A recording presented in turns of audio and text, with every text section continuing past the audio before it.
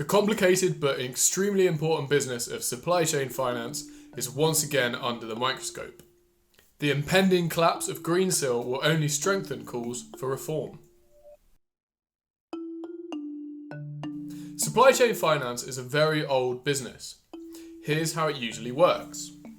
A supplier, in this case a car seat maker, will send goods to the car maker, who buys them.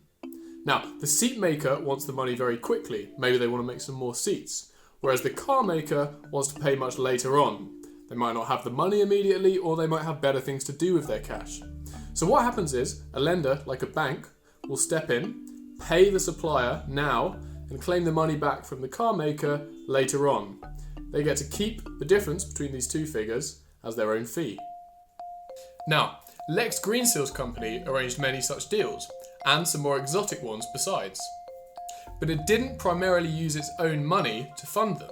It would send them on to investment funds at companies like Credit Suisse, where the assets were then protected by insurance policies.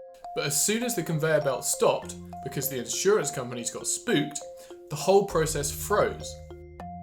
That has left Greensill's clients with a potential funding hole, and the company itself on the verge of insolvency.